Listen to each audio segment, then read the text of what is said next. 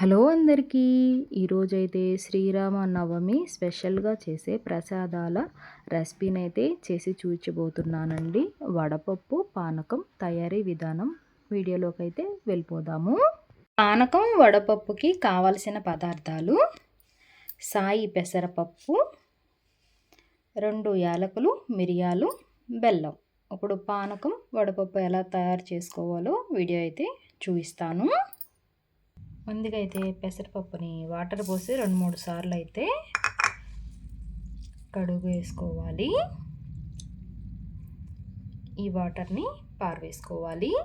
ఇలా కడిగిన తర్వాత మంచినీళ్ళు పోసుకుని పక్కకైతే పెట్టేసుకోవాలి. ఇవి మనం పానకం చేసేలోపు వడపప్పు అనేది నానిపోతుంది. ముందైతే ఒక గిన్నె తీసుకొని 2 కప్పుల వరకు మంచినీళ్ళు పోసుకోవాలి. ఇది మీ ఇష్టం అండి, ఎంతమందికి అయినా కలుపుకోవచ్చు. ఈ మంచినీళ్ళలోకి 1/2 కప్పు బెల్లాన్ని అయితే వేసుకోవాలి. వేసుకుని ఒకసారి ఇలా కలుపుకోవాలి. కలుపుకుని పక్కకు పెట్టుకోండి. ఈలోపు బెల్లం అనేది కరిగిపోతుంది. మనం ఈ కరిగేలోపు మిరియాలు, యాలకులు అయితే దంచుకుందాము.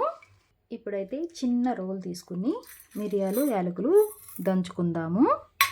మీరు ఎక్కువ తీసుకున్నారనుకోండి, అంటే పానకం ఎక్కువ కావాలి అనుకోండి, అప్పుడు ఏం చేస్తారంటే మిక్సీలో కాస్తంత పంచదార వేసుకుని మిరియాలు, యాలకులు దంచుకోండి. తొందరగా నలిగిపోతాయి. చూడండి, మిరియాలు అయితే ఇలా నలిగిపోయినాయి. ఇప్పుడైతే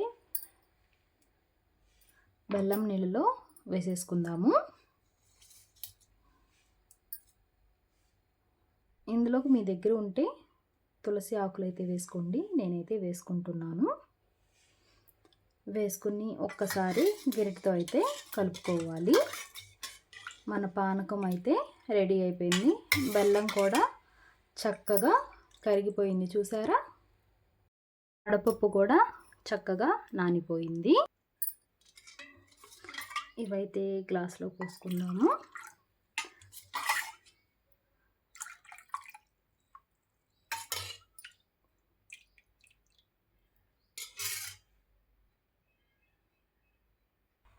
మన పానకం వడపప్పు అయితే రెడీ అయిపోయింది.